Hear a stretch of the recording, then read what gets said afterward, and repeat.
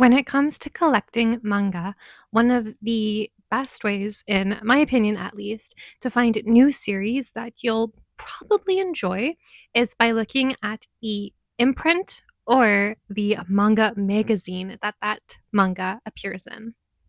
Manga magazines aren't really a big thing in the English manga community, but they are a huge thing in the Japanese manga community. So for this video, I wanted to go through one of my collections, my KC Bitsfure collection. This one is smaller than some of my other collections, like I have more Dessert and Hanato Yume series.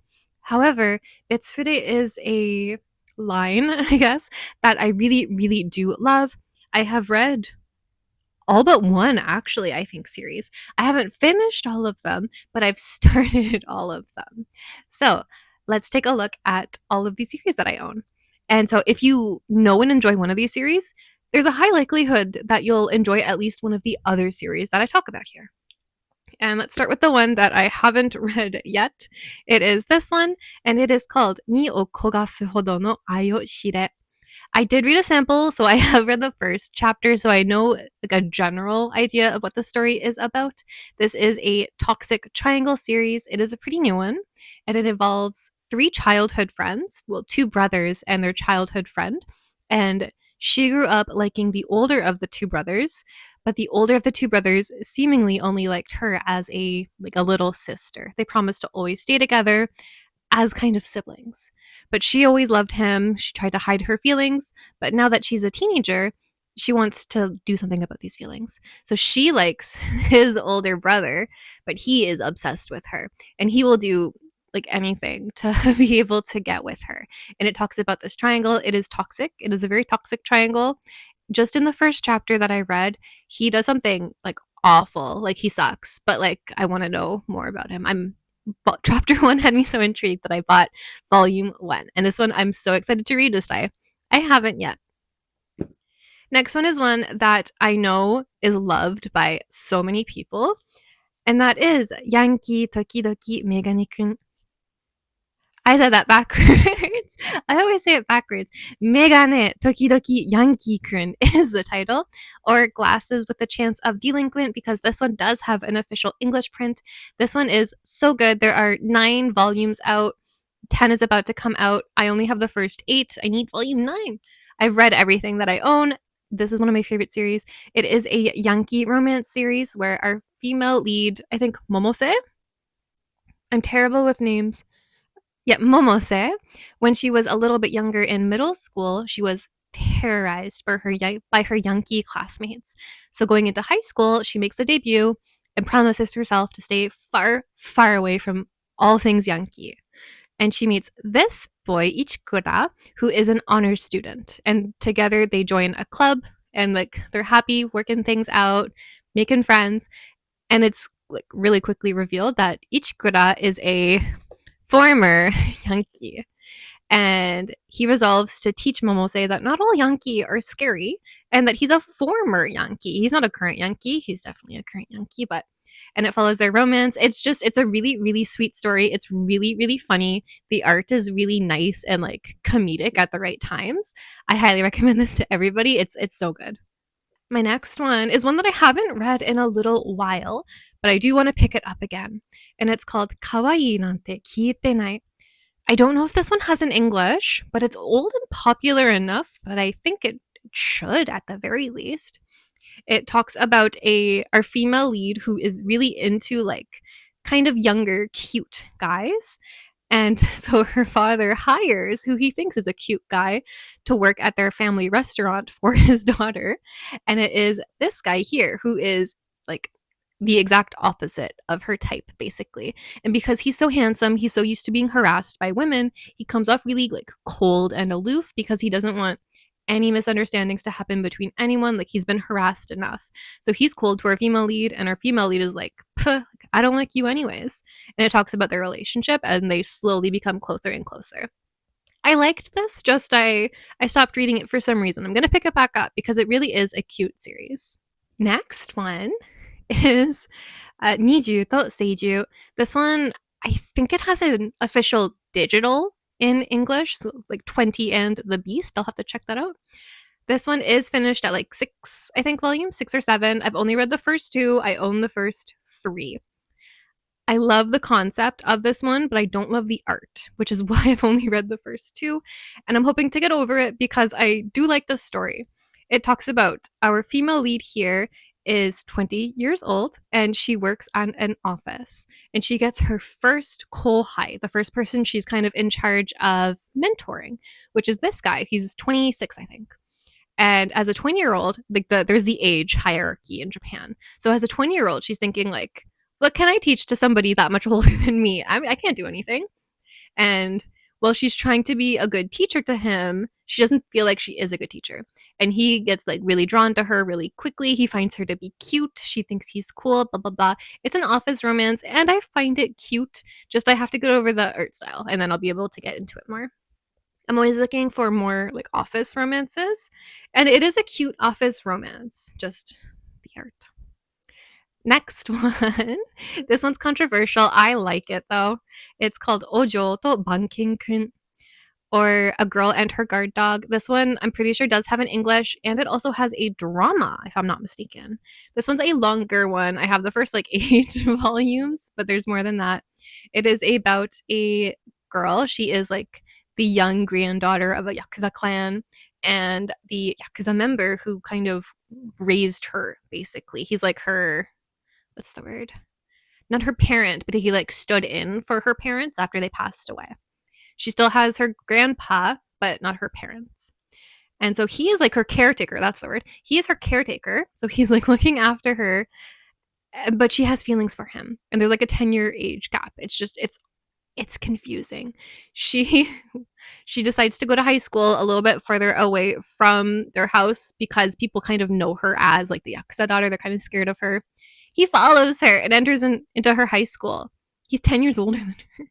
He's like, I'm pretty sure he's 26. He might be like a tiny bit younger, but he's in his mid 20s, and he enters school, and he's a grown adult, and nobody says anything. Like every once in a while, people will be like, "Wow, like that teenager is buff," and nobody says anything about it. It's just they accept it.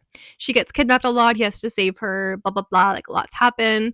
Like she clearly likes him, and he kind of teases her, which is like age gap, but it's an exciting series, so I am enjoying it.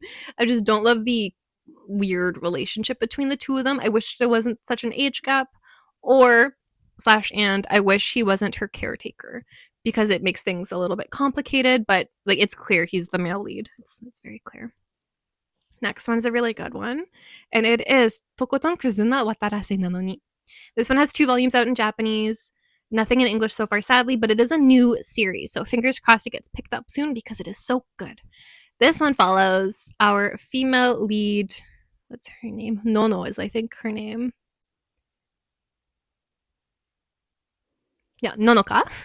I'm bad with names. It follows our female lead, Nonoka.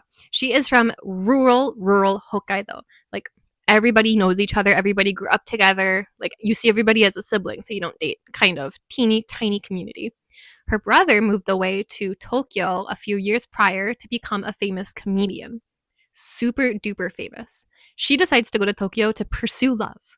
And her brother lives in Tokyo, so he allows her to stay with him. But her brother has a roommate, his comedy partner, Watarase. And he is like the womanizer to end all womanizers. And he quickly develops feelings for Nonoka, and Nonoka quickly develops feelings for him as well, but it's complicated. Watarase and her brother are like the most famous, basically, in comedy at the time. And Nonoka is interested in getting into the comedy industry because she idolizes her older brother. However, she doesn't feel like she belongs there because while Watarase and her brother are already established figures, she's not. And though she's welcomed in the community, she doesn't feel like it's because like she has anything to bring, really. She feels like it's because she's the younger sister of her brother. So she works to be able to become like worthy of standing on her own. And it's really nice. I like it because it focuses both on romance and like self-improvement, understanding yourself better. And it's nice, and the art is beautiful. I really, really like the series. Moving on. This one's a complete one.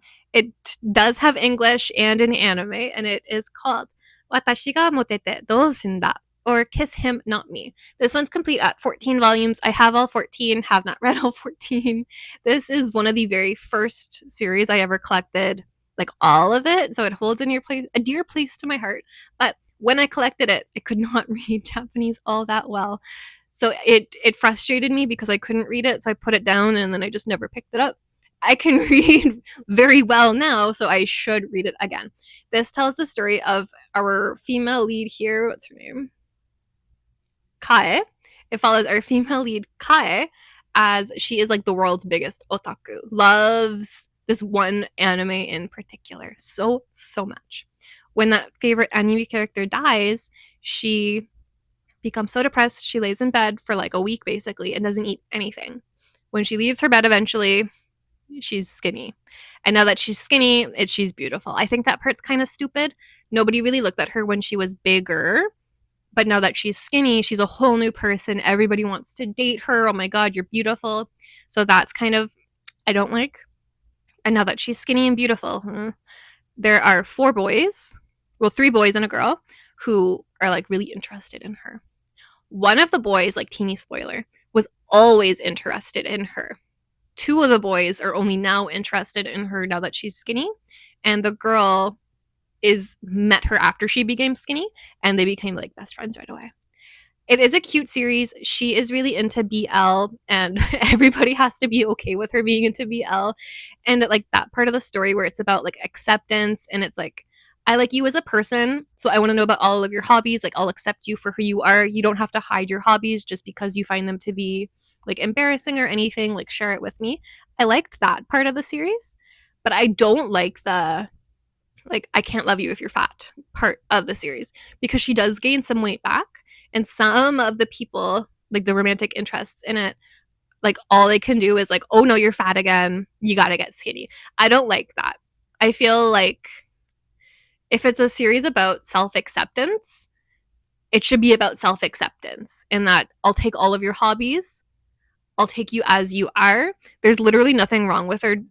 She's not even like, she's not that big. Like she looked normal before and she looked normal after. Moving on, we have this one that was recently given an English publication, Yonimo Kahogo na Mao Sama, or the Demon King. Demon King or Demon Lord is way too overprotective. This one is finished at 3 volumes. It is very, very good. It's at like the teeniest, tiniest bit spicy. It follows the Demon Lord and the reincarnation of the Saintess. She doesn't realize she's the reincarnation. He loved the Saintess, has been looking for her like every single time she's reincarnated, but has never been able to find her until now. And now that he's found her, he's not going to let her go, kind of series. She's just a normal high school student, doesn't understand anything that's happening, but she's along for the ride. It's a fun series. It's short. I do feel like it should have been like 1 volume longer at the very least, but I liked it. Moving on to a one shot. This is Toshishita Yankee o Oseru Ken. I read this and then I forgot that I read it.